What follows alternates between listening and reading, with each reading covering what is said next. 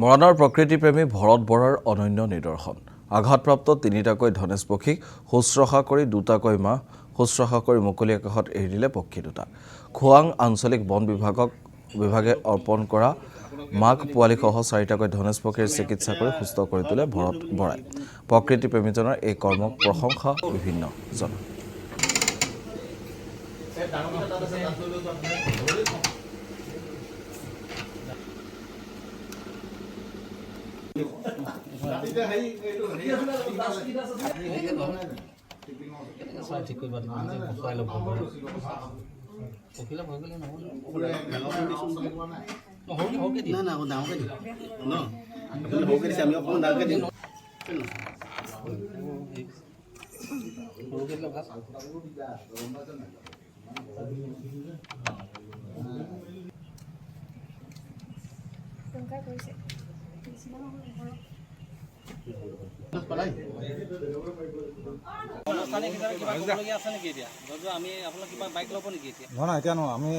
ধনেশ পক্ষী আমাৰ তিলৈ ৰেঞ্জৰ পৰা 4টি দিছিলে মোৰ হাতত, এজনী মাক আৰু 3টা পোৱালি।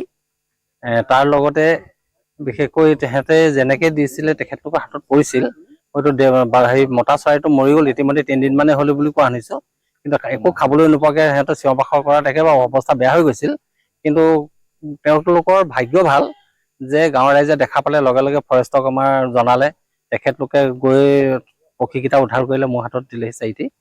তাৰে ভিতৰত এটি পক্ষী একেবাৰে শোচনীয় হৈ আছিল, কিন্তু এতিয়া সেই পক্ষীটো নিজে খাব হাতত দিলে খাব পৰা হৈছে, হয়তো আপোনালোকে দেখা পাইছে।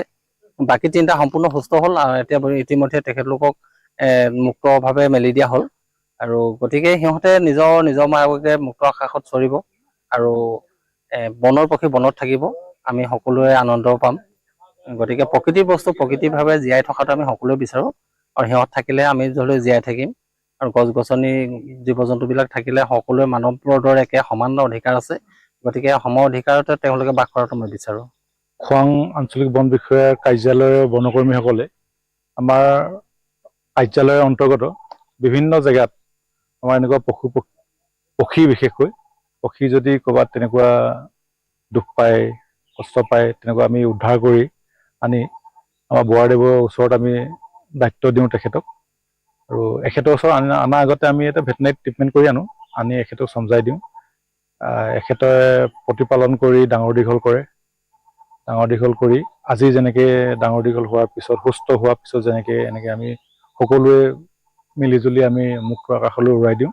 এনেকুৱাকৈ আগে পিছেও আমি এনেকৈ উৰাইছোঁ আৰু বৰ্তমান আজি উৰাইছোঁ, আৰু ভৱিষ্যতলৈও এনেকৈ তেখেতৰ সহযোগত আমি বন বিভাগে এনেদৰে কৰ্ম কৰি যাম বুলি আমি প্ৰতিজ্ঞাবদ্ধ হৈছোঁ।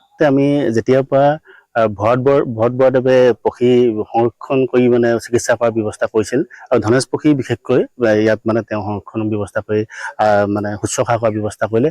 আমি তেতিয়াই প্ৰায় 15 বছৰ আগতে ধনেশ পক্ষী সংৰক্ষণ সমিতি নামে এখন সেউজ বুলি এখন আমি সমিতি